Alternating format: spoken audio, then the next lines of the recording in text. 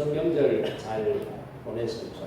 얼굴 뵈니까 추석 명절 잘 보내신 것 같아요. 얼굴이 보기 좋습니다. 오늘 이 본문 말씀은 우리 지난주에 이어서 다시 한 번 더 본문을 묵상하게 되는데, 이 본문 말씀에 보니까 경건이라는 단어가 나옵니다. 경건이라는 단어가 뭘까? 이 경건이라는 단어는 헬라어로 드레스케이아라고 하는 단어를 사용하고 있는데, 이 말은 하나님께 예배드리기에 조금도 부족함이 없다. 하나님 앞에 예배드리기에 조금도 부족함이 없는 상태, 이것을 의미하고 있습니다. 그리고 공동 번역 성경에 보면은 이 경건이라는 단어를 신앙생활과 같은 의미로 사용하고 있는 것을 보게 됩니다. 제가 공동 번역 성경을 한번 읽어드릴게요. 누구든지 자기가 신앙생활을 한다고 생각하면서도 자기 혀를 억제하지 못한다면 그것은 자기 자신을 속이는 셈이니 그의 신앙생활은 결국 헛것이 됩니다.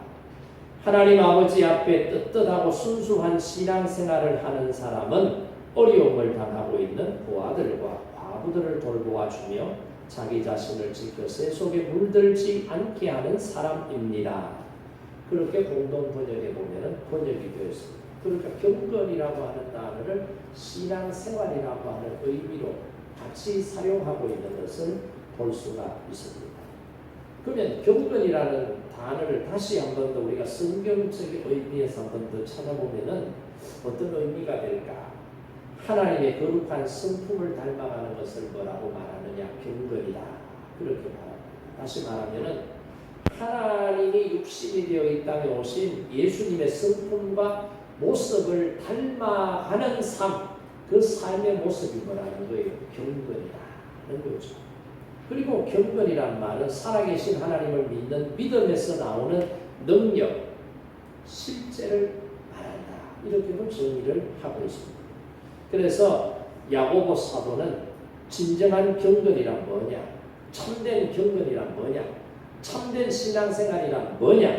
하나님만을 의지하고 세속에 물들지 않고 어려움 중에 있는 자들을 도와주는 삶의 모습이다. 그렇게 말하고 있습니다. 경건한 사람은 하나님의 말씀을 받아들이고 하나님의 말씀으로 봉사하고 하나님의 말씀으로 구제하고 하나님을 믿는 믿음으로 기도하고 살아가는 사람을 경건한 자다. 신앙생활을 올바르게 잘하는 사람이다. 그렇게 말할 수 있습니다. 그리고 오늘 26절에도 보면 나오는 말씀처럼 말을 조심하고 하나님의 뜻을 행하고 하나님의 나를 사모하는 사람이 경건하게 살아가는 신앙인이다. 그렇게 성경에 나오는 경건이라는 단어가 들어가 있는 모습들을 정리해 보면 이렇게 요약해서 정리해 볼 수가 있습니다. 자, 그렇다면 경건이라는 말이 곧 신앙생활이라는 말을 의미한다고 했는데, 그렇다면 우리는 신앙생활을 어떻게 해야 될 것이냐? 여기에 이제 관심을 가져야 되겠죠. 경건한 삶을 사는 사람은 신앙생활을 어떻게 해야 되느냐?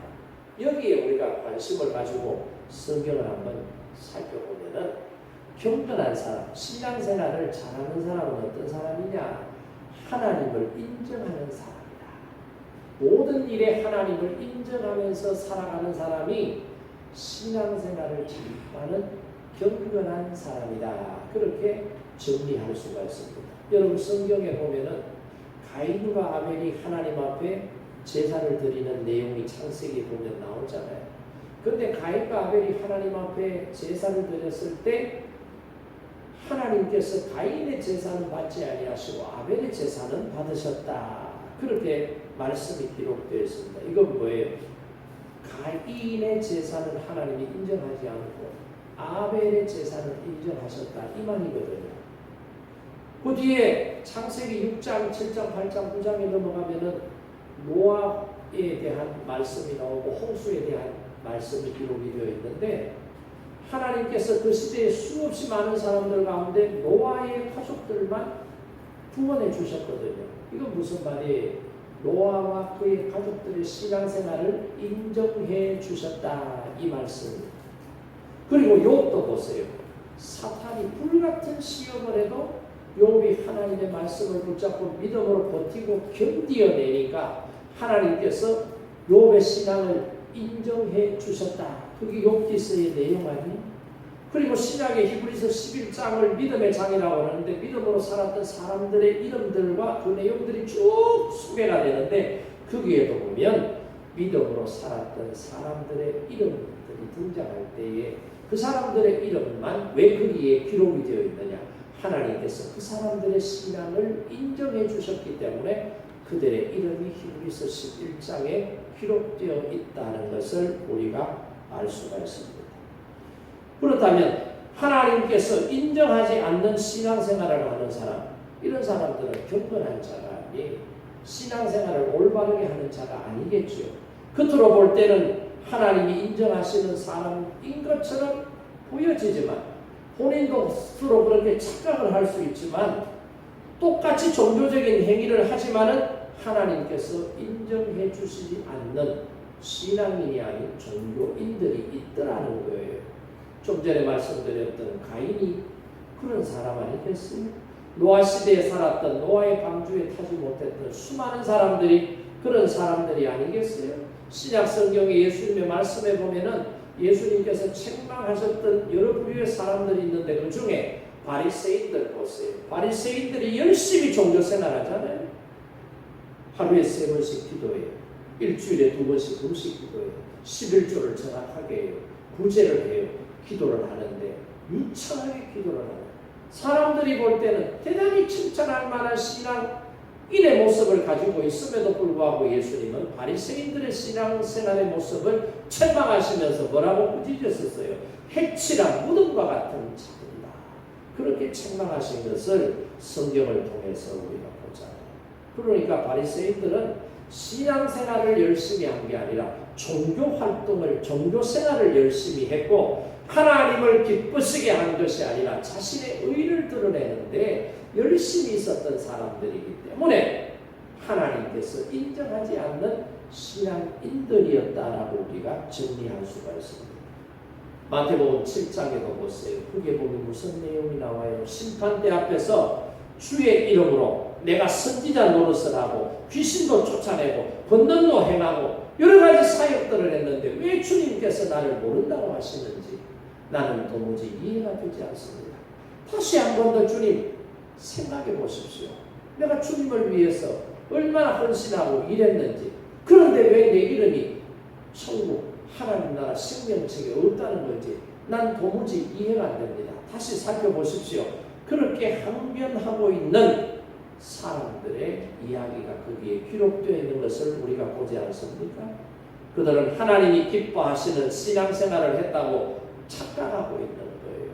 실제로 우리의 신앙은 우리가 인정한다고 되는 것이 아니라 천지만물을 창조하신 하나님, 구원의 주, 심판의 주 되신 하나님이 인정해 주셔야 그 신앙생활을 제대로 한 경건한 자의 삶을 산 사람이다. 그렇게 말할 수 있다라고 하는 사실을 저와 여러분이 깨닫기를 원합니다. 그래서 오늘 이 시간에는 우리가 교회 나와서 신앙생활을 하잖아요. 하나님을 믿는 믿음의 사람으로 세상 속에서도 경건하게 구별된 삶을 살아가고 있다라고 생각하고 있는데 과연 나는 하나님께서 인정해 주시는 경건한 사람, 하나님께서 인정해 주시는 신앙인의 삶을 신앙생활을 통해서 행하며 살아가고 있는지 저와 자신의 모습을 한 번 더 돌아보고 점검해보는 그런 시간이 되기를 바랍니다. 자, 그러면 하나님께서 인정해 주시는 신앙생활, 신앙인은 어떤 사람이냐? 오늘 26절 말씀을 보세요. 26절 말씀을 함께 읽어봅니다.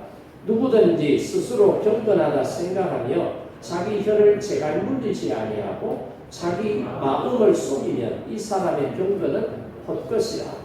이런 사람의 경건은, 이런 사람의 신앙생활은 뭐라고요? 헛것이다. 헛것. 아무리 열심히 해도 소용없는 것이다. 이 말이에요. 그러니까 혀를 제갈 물리지 않으면 그 사람의 신앙생활이 헛것이다. 신앙생활을 잘하는 사람은 뭘 다스릴 줄 아는 사람이라는 거예요? 자기 언어를 다스릴 줄 아는 사람. 자기 입을 다스릴 줄 아는 사람이 신앙생활을 잘하는 사람이다. 이 말이에요. 여러분 큰 소가 몸무게가 800kg 심지어는 1000kg이 나가는 큰 소가 있는데요. 요즘 소들은 콧두레를 하지 않습니다. 왜냐하면 그 소 사육장 안에 여러 마리 풀어놓고 키워요. 근데 옛날에는 이렇게 대량으로 소를 사육하는 가축 농가들이 없었어요. 그냥 집에서 한 마리 아니면 두 마리, 그렇죠? 농사일이 돕는 데도 없고, 그리고 그 소가 새끼를 낳으면 또 키워서 장에다가 내다 팔아서 아이들 등록금 내고, 그죠? 논도 사고 밭도 사고 그랬잖아요. 옛날에 불과 30-40년 전에 소를 키울 때 어떻게 키워요? 마구간에 소를 묶어놓고 키울 때 소 코에다가 뭘 뚫어요? 콧뚜레를 해서 거기에다가 나무, 동그랗게 생긴 나무, 그걸 끼워가지고 딱 묶어놓으면 몸무게가 1000kg, 1톤이 나가는 큰 항소를 할지라도요, 작은 아이가 고삐를 붙잡고 이야 하면은 소가 따라가요, 안 따라가요? 잘 따라갑니다. 우리 교회에 있는 아메리칸 미니어처 홀스라고 하는 말 두 마리, 그 캐봐야 몸무게 얼마? 120kg밖에 안 돼요. 그런데 그 말도요, 재갈을 물리지 않고 그냥 데리고 다니니까 이게 말을 안 들어요. 120kg 나가는데도 네 발을 땅에 붙이는 네 발 동물이 되다 보니까 이거 한번 끌고 올려가면 시급을 한다니까요. 근데 경주하는 말들 보세요. 마장마술하는 말들 보세요. 몸무게가 550kg에서 600kg 나가요. 그 큰 말 등 위에 몸무게 50kg, 60kg밖에 안 나가는 기수가 올라타서요, 말을 부리면은요, 그 입에 재갈을 물려놨기 때문에 그 재갈이 압박을 하면 말이 못 죽어요. 느슨하게 하면 달리고요. 왼쪽으로 당기면 왼쪽 가고, 오른쪽 당기면 오른쪽. 차세차대로 기수가 말을 부리는 대로 움직이는 거예요. 이거 뭘 말하는 거예요? 우리 입에도 호삐를 달아야, 재갈을 물려야 돼요. 재갈 물린 말처럼 이게 조정이 돼야 되는데 이게 조정이 안 되는 사람들이 있다. 하고 싶은 대로 내뱉어버리는 사람. 가끔씩 식당에 가서 밥을 먹으면요, 점심시간에 가면 이제 그 노동 현장에서 일하는 사람들 있잖아요. 저녁 시간에 식당에 밥 먹으러 가면 그 아저씨들 보면 하고 50대, 60대, 심지어 70대 이렇게 보이는 그 남성들이 대화하는데 보면은요, 10원짜리 욕을 털고 살아요. 짧은 한 문장을 이야기하는데 거기 10원짜리, 50원짜리, 500원짜리가 다 들어있다. 욕을 안 집어넣으면 말이 안 되는 거예요. 그런 사람들 보면은 이야, 존경스럽습니다. 그런 마음이 들어요. 훌륭한 인격을 가지신 분인 것 같네요. 그런 생각이 들어요. 옆자리에서 막 떠들면서 막 그렇게 욕하면 저런 인간 저거는 뭘 배웠길래 저렇게 입만 띄면 욕만 나오느냐. 그런 사람들 있잖아요. 여러분 동네에서 친한 친구들 가깝게 지내는 이웃들 가운데도 맨날 만나면은 자기 자식 자랑하는 사람, 자기 집 자랑하는 사람, 돈 자랑하는 사람, 이런 사람들 있죠. 그러면서도 싫은 커피 한 잔도 안 사고 맨날 돈만 닦고 막 자랑만 하는 사람, 그런 사람들 있죠. 그런 사람도 어떻게 해요? 앞에서는 대놓고 말하지만 속으로 꼴불견이네, 꼴불견이네 그러잖아요. 다른 사람과 대화할 때 대화의 주제를 잘 알고 겸손하게, 교양 있게, 덕스럽게, 은혜롭게, 믿음으로 이렇게 말을 해야 되는데, 교인들도 말하는 거 보면은 대화의 주제가요, 엉뚱한, 제발 만나면은 신앙 얘기 좀 하고, 믿음으로 기도했더니 하나님께서 응답해 주셨던 좀 그런 얘기. 내가 힘들고 어려울 때 기도했더니 하나님께서 내 기도 가운데 역사를 하셔서 내가 지금 이렇게 됐어. 좀 그런 좀 덕스럽고 은혜가 넘치는 믿음 있는 이야기들을 좀 이렇게 좀 하세요. 맨날 가면은 뭐 어디 주식을 투자를 했더니 요새 대박 났다는, 찌그러졌다는, 어느 동네가 요새는 핫하다, 핫플레이스가 어디다, 거기에다 땅 사야 돼, 거기 집 사야 돼, 노후 재테크는 어떻게, 그런 얘기는 좀 하시지 말고 만나면은 믿음으로 신앙생활 열심히 합시다. 좀 이렇게 성도답게 좀 삽시다. 이렇게 좀 믿음에 조금 문제가 생긴 사람은 좀 믿음을 뜯을 수 있는 좀 신앙의 격려가 될 만한 권면들을 좀 해놔야 되지. 교인들이 만나서 대화해도 전부 다 먹고 살고 재테크하고 투자하고 이것만 얘기를 하니까 얘기하는 거 보면 교인인지 교인이 아닌지조차 분별이 안 가는 사람들이 있더라 이 말이에요. 그러니까 여러분 이 혀에 재갈을 물린다 말은 뭐예요? 말을 아예 안 하고 샤도 마우스 하는 게 아니에요. 말을 하기는 하는데 의미 있는 말을 하라 이 말이에요. 말하지 말아서 분위기에 맞는 말, 상황에 맞는 말, 상대방에게 은혜를 주고 덕을 줄 수 있는 유익한 말들을 해야 된다. 그 말이 26절의 말씀. 그래 우리 옛날 어른들이 얼마나 지혜로워요. 말 한마디로 천냥빚을 갚아요 못 갚아요? 말 한마디 잘하니까 천냥빚을 갚는 거예요. 성경에도 보세요. 1만 달란트 빚진 자 하나님께서 탕감해 주셨잖아요. 그런데 자기한테 몇 데나리오? 100달러를 빚진 사람 비단 갚는다고 어떻게 해요? 막 말로 초지잖아요. 그랬더니 1만 달란트 빚을 탕감해 주신 분이 그 말을 듣고는 어떻게 해요? 뭐 이런 고약한 사람이 있느냐고 다시 붙잡아 갔다는 그런 성경의 말씀도 기록이 되어 있잖아요. 그러니까 여러분 말을 잘해야 돼요. 때에 맞는 말, 상황에 맞는 말은 잠언서에 보세요. 언쟁반에 은사가, 언쟁반에 금사가와 같다. 그렇게 말씀하고 있는 것을 우리가 보지 않습니까? 그러면 우리가 말을 잘해야 되는데 말을 잘하려고 하면은 어떻게 해야 되느냐? 몇 가지 내용이 있어요. 첫째는 뭐냐? 하나님은 우리의 말대로 반응해 주시기 때문에 말을 잘해야 된다는 것을 알아요. 우리가 말하는 대로 하나님께서 들으시고 말대로 응답해 주신다는 이걸 알면은 말을 할 때 함부로 말하겠어요? 생각해 보는 거예요. 한 번 더 생각해 보는 거예요. 또 한 번 더 생각을 해보는 거예요. 그래서 민수기 14장 28절 말씀에 보면은 그들에게 이르기를 여호와의 말씀에 내 삶을 두고 맹세하노라. 너희 말이 내 귀에 들린 대로 내가 너희에게 행하리니. 그렇게 말씀. 하나님의 귀에 들린 대로 하나님께서 들으시고 행하시겠다. 그러니까 여러분 말 신중하게 잘해야 되겠어요? 함부로 나오는 대로 막 내뱉어야 되겠어요? 잘해야 되는 거예요. 내가 말하는 것을 하나님이 듣고 계시고 내가 말하는 대로 하나님께서 행하시겠다고 그러니까 말 잘해야 되는 거예요. 남편 출근할 때 제발 저녁에 들어오지 마라. 그래 말해. 저녁에 안 들어오고 어디가요? 용환시에 가는 수가 있다니까. 잘 다녀오세요. 힘들어도 오늘 가족들을 생각하고 열심히 일하세요. 이래. 아이들이 좀 속을 썩이고 말 안 들어도 내일 나가 뒤져라. 이런 말하면 안 되고 어떻게 해요? 그래 오늘은 이렇지만 오늘부터 훌륭한 사람으로 인격이 변하고 삶의 모습이 바뀌어야 돼. 할 수 있지. 할 수 있어. 이렇게 말해야 돼. 이 사람 쓸모짝에도 없는 인간아 나가 죽어라. 이러면은 그렇게 된다니까. 말을 잘해야 돼. 그래서 하나님은 우리가 말하는 대로 하시겠다는 거 아니에요? 우리가 믿음으로 말하면 하나님께서 믿음의 은혜를 주시고 우리가 승리를 말하면 승리하게 하시고 해도 안 된다. 부정적인 말을 하면 해도 안 되는 결과가 나온다는 사실을 알아야 돼요. 할 수 없는 상황에서 할 수 있다. 해보자. 하면 된다. 이런 말을 하면은요, 할 수 없는 상황 속에서도 할 수 있게. 해도 안 되는 일을 하면 되게 하시는 하나님의 은혜가 저와 여러분의 말을 통해서 역사가 나타나는 줄 믿으시기 바랍니다. 여러분, 인간관계도요, 말을 어떻게 하느냐에 따라서 인간관계가 좋은 관계로 형성될 수도 있고 나쁜 관계가 형성될 수도 있다. 이 말이에요. 여러분 주변에 있는 사람들에게 좋은 말 해줘봐요. 그 사람이 단점도 있고 장점도 있는데 말을 할 때 단점만 이야기하지 말고 장점을 이야기해 보세요. 그러면 그 사람이 소문이 돌아서 자기 귀에 들어갔을 때 안개가 가던데 아주 정말 좋은 사람이라고 하더라. 훌륭한 사람이라고 하더라.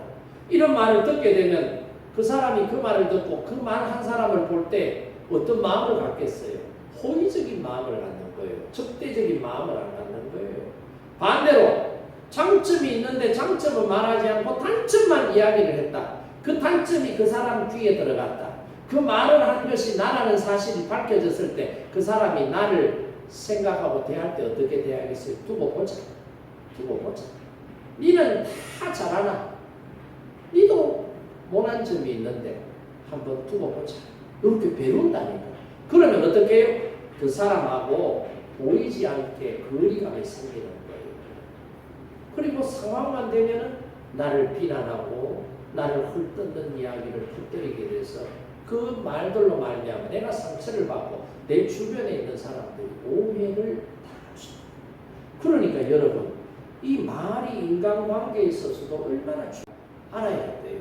성경 사사기 9장에 보세요. 거기에 보면 기드온이 죽은 후에 기드온의 아들들 중에 아비멜렉이라고 하는 사람이 백성의 지도자가 되는데요. 이 아비멜렉이라고 하는 사람이 여러 형제들 가운데 어떻게 해서 백성의 지도자가 될 수 있었느냐? 외갓집에 가서 좋은 말을 하는 거예요. 외갓집에 가서 어머니 형제들에게 말을 잘했다. 세겜에 가서 그의 어머니의 형제들이 살고 있는 그 집단에 가서 말을 잘하는 거예요. 그래서 그 사람들이 이 아비멜렉의 말을 듣고는 어떻게 해요? 야, 아비멜렉이 우리의 지도자가 되어야 되겠구나. 그러면서 은 70개를 지원해서 정치 자금으로 공급을 해주는 거예요. 그래서 아비멜렉이 기드온의 뒤를 이어서 지도자가 된다. 그러니까 말로서 사람들을 감동시키고 말로서 사람들의 지지를 끌어내서 어떻게 해요? 재물과 권세를 얻은 사람이 아비멜렉이다. 성경에 보면 나옵니다. 그리고 사사기 9장 7절 이하에 보면은 아비멜렉의 동생 중에 요담이라고 하는 사람이 나오는데 이 요담은 말로서 형들하고 원수가 되어버려요.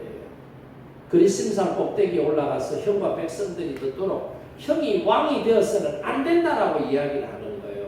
그러면서 형은 감람나무도 아니고 무화과나무도 아니고 포도나무도 아니고 가시나무인데 저는 가시나무 같은 제목이 이스라엘을 이끌어가는 지도자가 되어서 되겠습니까? 라고 백성들을 모아놓고 거기서 막 연설을 해버리니까 어떻게 해요?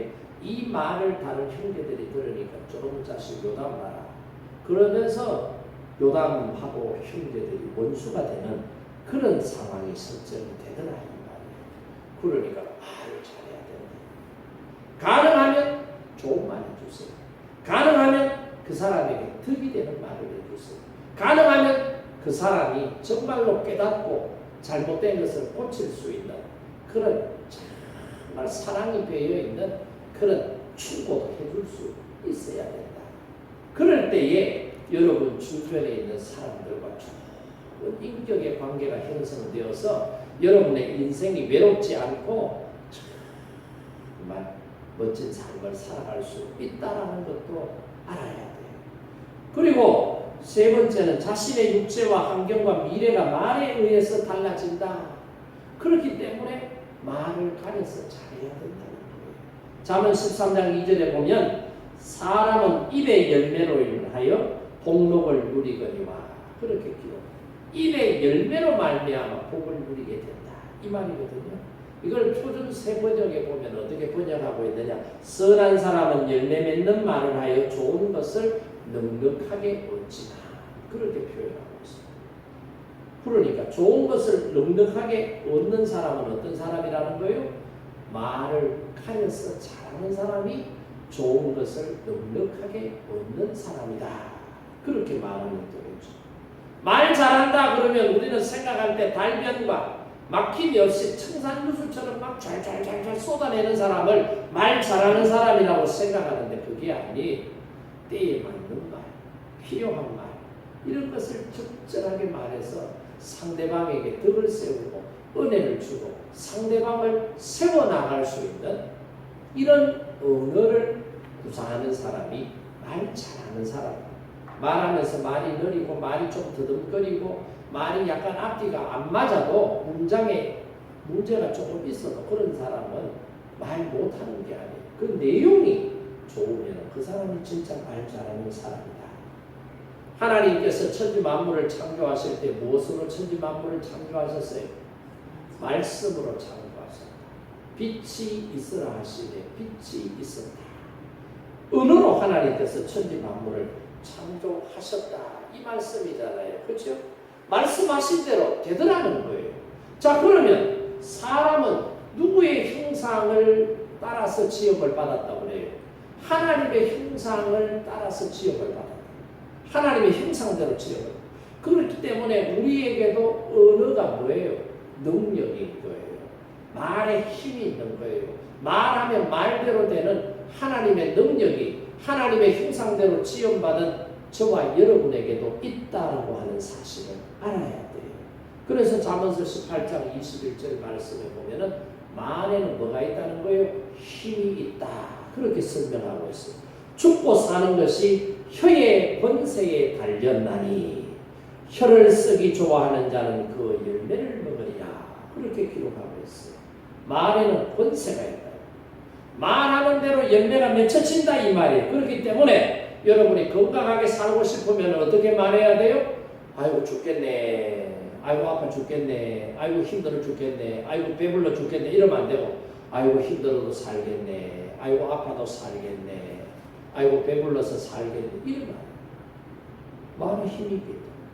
여러분의 환경도 마찬가지예요. 이놈 집안 꼬라지하고 이러면 여러분 집안 꼬라지가 되는 거예요. 아이고 집은 정말 하나님의 은혜와 사랑이 넘치는 주님의 집 같아. 하나님의 집 같아. 천국 같아. 이렇게 말하면은 말대로 하나님께서 여러분의 집을 천국처럼 변화시켜 주는데 이런 집구석 들어오기가 싫다. 이런 말하면은 여러분 집구석이 진짜 들어오기 싫은 집구석이 돼버려요. 남편도 가출해버리고 아들도 가출해버리고 여러분 혼자 집에 달랑남는다. 말을 어떻게 하냐. 여러분 말하는 대로 여러분의 미래가 설계가 되고 준비가 되는 거예요. 아유 내 이래 살면은 나중에 꼴뱅이가 되는 거 아이가 호숫차 되는 거 아이가 이러면 그래. 내가 힘들고 어렵지만 하나님 비록 내가 혈전을 이뤘지만 하나님 믿음으로 살고 하나님의 은혜로 살면 하나님께서 내 노후의 문제도 은혜 가운데 책임져 주실 줄로 믿습니다. 그래 나봐요.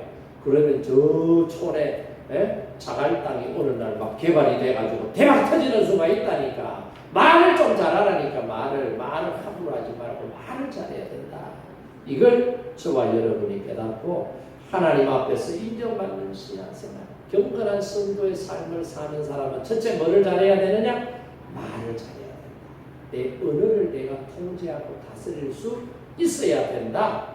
이걸 저와 여러분이 깨닫기를 바랍니다. 그리고 두 번째는 속이지 않는 것.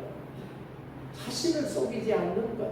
이게 신앙생활을 잘하는 사람이다. 26절에 보세요. 다시 거기에 보면 자기 마음을 속이는 사람의 신앙생활이 어떻다고요? 헛것이다. 자기 마음을 속이면서 신앙생활하는 사람, 자기 마음을 속이면서 살아가는 사람의 인생은 하나님께서 책임져 주시잖아요. 헛것이다. 헛되게만. 그럼 자기를 속인다는 말의 의미가 뭐냐? 야고보서 1장 22절 말씀에 보면은 너희는 말씀을 행하는 자가 되고 듣기만 하여 자신을 속이는 자가 되지 말라. 말씀은 듣기는 듣는데 행하지 않으면 어떻다는 거예요? 아무 의미가 없다. 이것이 곧 자기 자신을 속이는 거예요. 듣고 행하지 않는 신앙입니다. 하나님의 말씀을 들어도 자기 삶에 적용하고 실천하지 않는 사람은 어떤 사람이라고요? 자기 자신을 속이는 사람이다. 이런 사람은 경건한 신앙인이 아니다. 믿음 생활을 잘하는 사람이 아니다라고 야고보 사도는 분명하게 정의하고 있다. 그게 26절 뒤에 나오는 말씀이잖아요. 그러니까 하나님의 뜻이 무엇인지 알면서도 하나님의 뜻대로 행하지 않는 사람, 이런 사람은 어떤 사람이에요? 자기를 속이면서 살아가는 사람이다. 이 말이에요. 어떤 일에 대해서 성경이 말하는 진리를 깨달은 진리대로 하나님의 말씀 앞에 순종하며 믿음으로 행하며 살아야 되는데 깨달았음에도 불구하고 믿음으로 실천하는 삶이 없으면 그 사람은 경건한 삶을 사는 사람이 아니다라는 것을 말하고 있는 거예요. 그러면서도 들었기 때문에 나는 경건한 삶을 사람인 것처럼 자기는 착각하지만 하나님께서는 인정하지 않는다는 것을 말씀해 주고 있습니다. 자, 그렇다면 어떻게 해야 들은 말씀이나 받은 성령의 은혜나 하나님께서 우리에게 주신 양심에 들리는 소리를, 메시지를 통해서 우리가 순종하면서 살아갈 때 자신을 속이지 않는 생활을 할 수 있느냐? 믿음의 말을 실천하면서 살아야 된다. 이 말이에요. 믿음의 말을 하면 믿음대로 살아야 되는 거예요. 믿음의 말씀을 들으면 들은 말씀 말씀대로 믿음으로 살려고 하는 자기 결단이 있어야 되는 거예요. 듣기는 들었는데 실천하지 않으면 아무 소용없어요. 믿음 생활 잘해야 됩니다. 믿음 생활 잘하려고 하면 하나님의 말씀에 순종해야 됩니다. 아멘. 그래서요.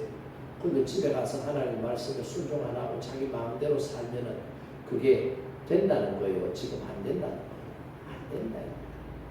기도 생활 해야지. 성경에 보면 기도를 통해 살아 역사하시는 하나님의 은혜를 체험하라고 말씀하셨어요. 그래서 기도 생활하면서 하나님의 은혜와 능력을 체험해야지. 아멘 하고 했는데 일주일 내도록 기도 한 번 안 하고 또 교회 다음 주일날 또 왔다. 이거 지금 하나님의 말씀대로 산 거예요, 안 산 거예요? 듣기는 들어도 실천이 없기 때문에 이런 신앙인의 삶은 경건의 사람하고는 아무 상관이 없다 이 말이에요. 그러니까 여러분 하나를 들어도 하나를 실천하셔야 돼요. 10가지를 들으면 10가지를 실천하려고 노력하는 실천의 열매가 있을 때 하나님께서 여러분의 신앙생활을 보시고 믿음생활 잘하네, 경건한 성도야 라고 하나님께서 평가하신다라고 하는 사실을 알아야 됩니다. 그러니까 믿음의 말을 우리가 실천해야 됩니다. 믿음의 말을 듣고 실천하려고 하면 내 의지로 그러면 되느냐? 안 돼요. 내 의지로는 안 된다. 내 결심만 가지고는 안 돼요. 성령의 도우심을 받아야 된다 이 말이에요. 왜냐하면 인간은 전적으로 타락한 존재이기 때문에 인간의 자기 의지로는 전적으로 타락한 것을 어떻게 회복할 능력이 없는 거예요. 그러니까 회복할 능력이 없는 우리가 회복을 해야 되는데 회복할 수 있도록 하나님께서 은혜를 주셨는데 그게 뭐예요? 성령을 통해서 우리를 돕게 하시는 거예요. 그러니까 성령께서 나와 내주하시기를 사모하고 성령의 도우심을 바라면서 살아가는 그런 고백이 있어야 되는 거예요. 여러분 요즘 아무리 컴퓨터가 발달이 되고 어떤 정보라도 내가 다 얻을 수 있잖아요. 스마트폰도 마찬가지죠. 근데 그 컴퓨터 아무리 좋은 성능을 가진 컴퓨터라 할지라도 전원에 스위치를 넣지 않으면 불이 들어오지 않으면 컴퓨터가 작동을 해요 안 해요? 작동 안 합니다. 스마트폰이 아무리 기능이 뛰어나도 여러분 손바닥 위에서 온갖 정보와 지식과 찾고 싶은 것들을 다 찾을 수 있는 편리한 기계지만 이거 충전 안 시켜놓고 방전이 다 돼버리면 배터리가 제로 되면 이거 사용할 수 있습니까? 없습니까? 없다 이 말이에요. 성령의 존재가 마치 이런 것과 같다라고 하는 사실.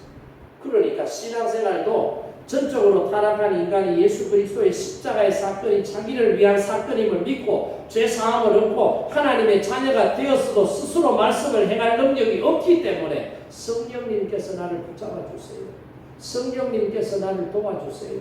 성령님께서 나를 깨닫게 하시는 지혜와 은혜를 주세요. 이렇게 성령님과 동행하기를 사모하는 그런 마음이 있을 때 성령께서 우리와 함께 하시고 성령께서 함께 하실 때 우리가 믿음으로 경건한 성도의 삶을 살아갈 수 있다는 사실을 우리가 알아야 됩니다. 그래서 성령이 오셔서 하시는 몇 가지 일들이 있는데 그게 뭐 에스겔서에 보면 나오잖아요. 또 새 영을 너희 속에 두고 새 마음을 너희에게 주되 너희 육신에서 굳은 마음을 제거하고 부드러운 마음을 줄 것이며 딱딱한 마음을 제거하고 우리에게 부드러운 마음을 주신다 이 말이에요. 그리고 또 내 영을 너희 속에 두어 너희로 내 율례를 행하게 하리니 너희가 내 규례를 지켜 행할지라. 그러니까 성령께서 임재하셔야 하나님의 말씀이 무엇인지 깨닫고 하나님의 말씀을 지켜나갈 수 있는 은혜를 우리에게 공급해 주신다. 그 말씀이잖아요. 그러니까 성령님은 사모하는 자예요. 믿음으로 거듭난 자에게 새 마음을 주시고 굳은 마음, 딱딱한 마음을 어떻게 해요? 부드러운 마음으로 바꾸어 놓으시는 거예요. 그래서 어떻게 해요? 말씀이 내 안에 들어와서 그 말씀을 쫓아 살아갈 수 있는 은혜와 능력을 가지게 하신다는 말씀이에요. 그래서 성령께서 나와 함께 하시기를 사모해야 된다. 그리고 세 번째가 뭐냐? 말씀으로 충만할 때 우리가 성도답게 살아갈 수 있는 거예요. 신앙생활을 잘 할 수 있는 거예요. 주님께서 나와 함께 하실 때는 어떤 때 함께 하시느냐? 시편 119편 11절 말씀에 보면은 내가 주께 범죄하지 아니하려 하여 주의 말씀을 내 마음에 두었나이다. 그렇게 말하거든요. 그러니까 하나님 앞에 죄 짓지 않기 위해서는 뭐 해야 된다는 거예요? 하나님의 말씀이 내 안에 들어있어야 된다. 말씀이 내 안에 있으면 죄를 지을 수 있는 상황이 발생이 되더라도 죄를 짓지 않고 피해갈 수 있는 은혜와 능력이 내 안에 생기는 거예요. 말씀이 내 안에 없으면 어떻게 해요? 죄를 지을 수 있는 상황이 되면 어떻게 해요? 스스럼없이 죄를 짓는 모습으로 나아가게 된다. 그래서 죄를 짓지 않고는 뭐에 따라서요? 내 안에 주의 말씀이 있느냐, 주의 말씀이 없느냐에 따라서 결과가 완전하게 달라지더라는 것을 말씀해 주고 있는 거예요. 그러니까 저와 여러분의 마음속에 뭐로 채워야 돼요? 말씀으로 채워야 돼요.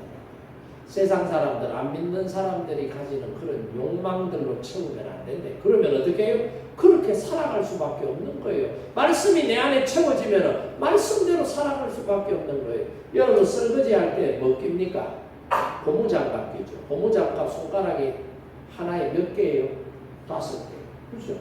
손가락을 끼면은 손가락이 움직이는 대로 고무장갑이 움직여요? 안 움직여요?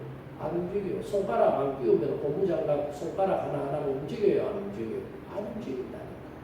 이 원리하고 똑같은 거예요. 말씀이 내 안에 들어있으면 하나님께서 말씀을 통해서 나를 작동하시기 때문에 내가 말씀대로 하나님의 사람답게 신앙생활을 경건하게 할 수 있는 거예요. 근데 그게 빠져버리면 손가락이 고무장갑 손가락 안에 끼지 않으면 그 손가락을 움직이지 않는 것처럼 말씀이 없으면 하나님의 말씀을 쫓아 살아갈 수 없는 거예요. 그러면 경건한 자의 삶의 모습에서 떠나버리게 된다는 사실을 우리가 알아야 되죠. 그래서 여러분 말씀을 잡아서 말씀을 꼭 붙잡고 여러분의 마음의 말씀을 꼭 두셔서 그 말씀은 여러분의 인생을 이끌어갈 수 있도록 하나님 앞에 여러분을 맡기는 그런 모습이 있어야 된다. 그리고 마지막으로 하나 더 생각할 게 뭐냐? 27절 말씀해 보세요. 27절 말씀해 보면 하나님 아버지 앞에서 정결하고 부드러움이 없는 경건은 곧 과와 가부를 그 환난 중에 돌보고 또 자기를 지켜 새 속에 물들지 아니하는 그것이니라. 두 가지가 나오죠. 우리가 정결하고 경건하게 살려고 하면 어떻게 해야 되느냐? 사회적 약자. 이 당시에는 과와 과부라고 했습니다. 요즘은 보면 더 많은 사람들이 있겠죠. 이런 사람들을 외면하지 않고 돌보는 것이다. 그렇게 행하는 것이 뭐라는 거예요? 경건한 삶을 살아가는 거예요. 신앙생활을 잘하는 사람의 모습이다 라고 하는 것을 말해주고 있고, 그 다음에 또 하나가 뭐예요? 자기를 지켜 세상에 물들지 않게 하는 것이 신앙생활을 잘하는 것이다. 자, 그러면은 그 앞에 가난한 자를 구제하고 돌보는 것은 여러분들이 충분히 이해하고 있는 부분이라고 생각을 하고 넘어가겠어요. 그러면 마지막으로 자기를 지켜 세상에 물들지 않게 해야 우리가 경건하게 신앙생활을 잘하는 사람이 될 수 있다. 이 말씀인데, 새 속에 물들지 않는 신앙생활, 이거 굉장히 중요하고, 오늘날 교회 나오는 교인들이 헷갈리는 부분이 이거예요.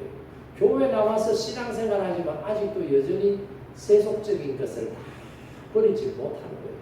우리 안에 여전히 세속적인 욕구와 욕망들이 있는 거예요. 쾌락도 있어요. 성공도 있어요. 출세도 있어요. 권력도 있어요. 명예도 있어요. 돈도 있어요.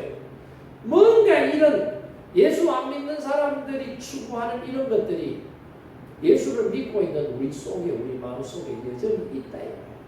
이런 것들 때문에 우리가 신앙생활을 경건하게 하지 못한다. 이걸 알아야 되는 거예요. 이걸 정리를 해야 되는 거예요. 여러분, 새 속에 물들었다는 말은 뭐예요? 세상과 하나님, 이 두 가지가 내 마음 속에서, 내 인생 속에서 혼합이 되어 있는, 짬뽕이 되어 있는 상태를 말합니다. 그 교회 나오기 전에는 세상 욕심으로 가득 차 있잖아요. 내 아들은 성공해야 돼. 내 사업장은 무조건 성공해야 돼. 나도 성공해야 돼. 행복해야 돼. 즐거워야 돼. 쾌락을 누리면서 살아야 돼.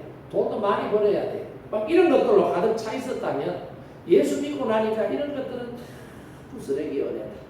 예수님만 내 안에 계셔도 나는 행복하고, 하나님의 은혜와 사랑으로 말미암아 내가 구원받은 것만 생각해도 내가 감사하고 족하다. 이런 마음으로 우리의 마음속에 있었던 세상적인 것들이 정리가 되고 하나님이 내게 주시는 이런 믿음의 은혜와 축복으로 채워져야 되는데, 이게 여전히 세상적인 것도 있으면서도 하나님께서 주시는 이 은혜도 동시에 같이 들어앉아 있다. 이게 문제가 되는 거예요. 이게 두 개가 안에서 짬뽕이 되니까 어떤 때는 이렇게 살아야지, 어떤 때는 저렇게 살아야지, 어떤 때는 나도 교민이지만 그래도 내가 세상에 사는데 세상 준비를 하고 얻고 누리며 살아야 되지. 안 돼. 버리면 안 돼. 버리면 안 돼. 이러면서 이걸 붙잡고 살아가기 때문에 이게 지금 해결이 안 되는 거예요. 그래서 신앙생활을 잘한다는 것은요, 새 속에 물들어 있던 내 생각과 욕심들이 싹 비워져요. 그리고 하나님의 사랑과 하나님의 은혜로 그 자리를 메워야 돼요. 여러분이 혹시 음식을 이렇게 보관을 하면서 상한 음식하고 상하지 않은 음식하고 한 그릇에 놓아두면 어떻게 되겠어요? 음식이 대만 부패해버립니다. 상한 음식은 버려야 되잖아요. 냉장고 안에 그거 넣어놓는 사람 있어요? 곰팡이가 막 푸른 곰팡이가 폈는데 그거 먹겠다고 여러분 보관할 사람도 있어요? 거기에다가 새 음식 마트에 가서 사온 신선한 음식을 거기에다가 담아놓는 사람이 있어요? 그러면 어떻게 돼요? 상한 음식통에다가 신선한 음식을 집어넣으면 어떻게 해요? 더 빨리 부패해버려요. 결과적으로 어떻게 해요? 두개 다 못 먹는 거예요. 새로 사온 음식도 못 먹고 버려야 되는 상황이 생기는 것과 똑같다 이 말이에요. 그러니까 경건이라고 하는 것과 세속이라고 하는 것을 한 통에 담아놓으면 될까요? 안 될까요? 안 된다. 썩은 거하고 신선한 거하고 한 통에 담아놓으면 돼요? 안 돼요? 안 되잖아요. 여러분 안 담아놓을 거잖아요. 신앙생활하면서 하나님을 믿기 전에 내 안에 있었던 세속적인 욕심들은 어떻게 해요? 비워야 되는 거예요. 마음이 두 개인 것 같으면 따로따로 보관을 한다 칠 수 있지만 마음은 하나예요. 두 가지를 보관하면 안 돼요. 그러면 짬뽕되면 상한다니까. 그러니까 신앙생활 잘하는 사람은 어떤 사람이라고요? 세속적인 것들을 비워야 돼요. 그래서 사도 바울이 뭐라 그래요? 내가 예수님, 부활하신 예수님을 만나기 전에는 내가 자랑했던 것들이 있었다 이 말이에요. 그게 뭐예요? 바리새인, 난징팔일 만에 할례를 받는, 율법에 대해서는 정통하게 공부를 한 학자라는 거예요. 그런데 부활하신 예수님을 만나고 보니까 이런 것들은 쓸데기 없는 거예요. 그래서 바울이 고백하기를 뭐처럼 여겼다고 그래요? 배설물처럼 여기고 다 버려요. 여름 똥오동 받아가지고 냉장고 안에 보관할 사람 있어요? 에? 그 귀한 거라고 여러분 뭐 머리맡에 침대맡에다가 보관할 사람 있어요? 그 사람은 문제가 있어요. 그 사람 병원 가봐야 되죠. 배설물을 버리는 거예요. 예수 믿기 전에 내가 좋다라고 여겼던 세속적인 것들을 예수를 믿고 나니까 이건 쓰잘데기 없는 거야. 이걸 깨달아야 돼요. 이걸 못 깨달으니까 여전히 그거 좋은 건데 이거 아까운데 이거 버려야 되는데 이거 못 버리겠네. 아이고 버렸다가 다시. 제가 그렇거든요. 저희 집사람은 뭐 있다가 딱 필요 안 하다. 이거 더 이상 필요 없다. 그래가지고 버려. 저는 그럼 어떤지 알아요? 창고에 버려놓고 보고 또 주워가 박스 안에 딱 넣어놓습니다. 이거 새로 산 다음에 필요해가지고 살라고 마트에 가면 돈을 얼마나 줘야 되는데 아까웠어. 이거 깨진 것도 아니고 부서진 것도 아닌데 이거 보관해야지. 그러면 창고에 가면 창고가 막 넘쳐나는 거예요. 그러면 그거 못 나누면 언제라도 쓰면 되는데 2년 3년 지나도 안 쓰는 거예요. 그러니까 제가 의석의 사람이잖아요. 필요 없는 거는 뭐예요? 버려야 돼요. 가치 없는 거는 버려야 돼요. 버려야 공간이 생겨. 그 공간에 새 것, 좋은 것 집어넣을 수가 있는 거예요. 그런데 우리는 어떻게 해요? 불필요하고 가치 없는 거, 더 가치 있는 게, 더 소중한 게 있는데도 그거 못 버리면 자꾸 넣어놓으니까 더 좋은 거, 하나님 주시는 더 큰 축복, 이걸 담을 데가 없는 거예요. 마음의 그릇에 한계가 있어. 그게 못 담으니까 하나님이 주셔도 우리가 넣을 데가 없으니까 못 받는 거예요. 그런데도 우리는 그걸 못 깨닫고 하나님 앞에 왜 하나님 안 줘요? 하나님 믿으면 잘 된다고 했는데, 하나님 믿으면 복 주신다고 했는데 왜 안 줘요? 하나님께서 답답해서 말씀하시기를, 야야, 네 마음 창고 안에 세상적인 게 꽉 차 있는데, 쓰잘데기 없는 게 꽉 차 있는데, 쓸모 있는 걸 내가 주려고 해도 네 마음의 창고에 들어갈 데가 없어. 네 마음의 냉장고 안에 들어갈 데가 없어서 내가 못 넣어준다. 야야 답답하라 이놈 짜서가 이러신다니까요. 이 음성이 저와 여러분에게 들리기 바랍니다. 이 세속적인 것을 비워야 합니다.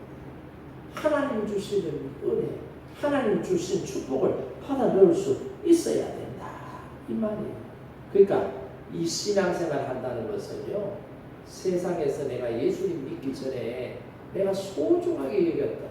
근데 예수 믿고 나니까 그게 소중한 게 아니에요. 더 소중한 게 있어요. 그러면 그걸 피울 수 있어야 된다. 버릴 수 있어야 된다. 이걸 우리가 알아야 돼요. 이런 것을 우리가 오해하면서 사는 분들이 가끔 있어요. 교회 안에 어떤 교회에 시골 교회인데 이 장로님이 참 부지런한 분이에요. 1년 365일 진짜 몸이 아파서 일어나지 못하는 날 아니면 새벽기도 안 빠지고 열심히 새벽기도해요. 근데 새벽에 촌에 계시다 보니까 새벽기도 나오는 시골의 어르신들이 초저녁에 일찍 잠을 주무시고 새벽에 일찍 일어나서 막 마당도 썰고 일을 하잖아요. 그러면 동네에서 이렇게 쫙 나와 동네 뒤에 있는 교회로 가려고 하면은 여러 사람들을 만나는데 새벽기도 오는 가운데 사람들 만나면 인사를 안 해요. 동네 사람들이 아이고 장로님 교회 가십니까? 아이고 어르신 교회 가요? 아이고 교회 가나? 친구들이나 손안의 사람들이 마을 주민들 가운데 일찍 일어난 사람들이 교회 새벽기도 나간 이 장로님한테 인사를 하면 그 장로님이 반응을 안 하는 거예요. 그래서 이 소문이 이제 교회 목사 귀에까지 들어간 거예요. 그래서 목사가 아니 장로님 새벽기도 오시면서 마을 주민들이 장로님 보고 인사를 하면은 그래 안녕하십니까 일찍 나오셨네요. 그렇게 인사를 하면은 답을 해주셔야 되지.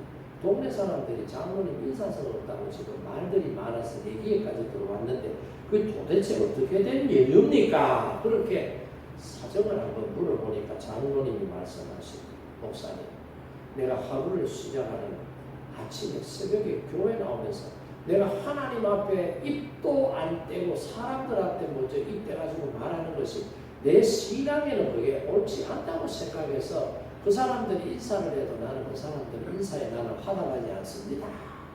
그렇게 대답을 하더라고요. 여러분 이게 말이 돼요?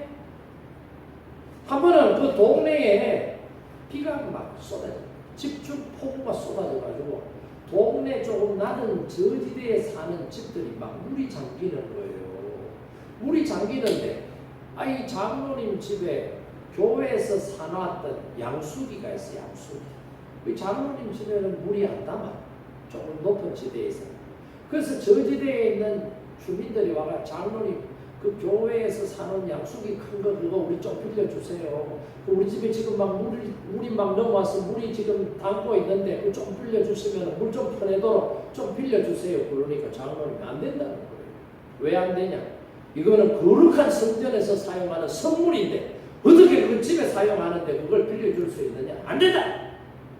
여러분 이게 지금 여러분 듣기에는 어때요? 이게 문제는 이게 지금 교회 다니는 사람들의 문제가 이거예요. 이거란 말이에요. 그러니까 여러분 너무 교회하고 삶의 자리를 이분법적으로 딱 선을 끊어놓고 경계선을 넘어가면 안 된다. 이게 아니에요. 예수님께서는 우리에게 뭐라고 말씀하셨어요?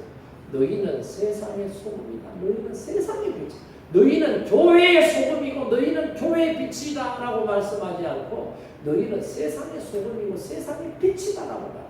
세상 속에서 빛으로서의 사명, 소금으로서의 사명을 우리가 감당해야 된다 이 말씀이잖아요. 그러니까 저와 여러분이 세상의 소금으로 빛으로 살려고 하면 어떻게 해야 되느냐? 기도해야 되는 거예요. 말씀을 붙잡아야 되는 거예요. 듣고 배운 것은 어떻게 해요?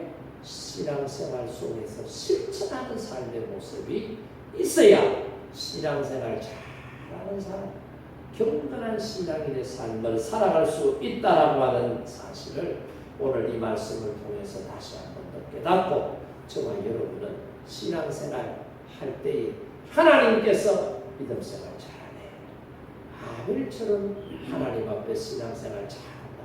노아처럼 신앙생활 잘한다고 하나님께서 칭찬하시는 그런 은혜 속의 믿음 생활을 연구해 나가시기를 주님의 이름으로 축복합니다. 우리 함께 일어나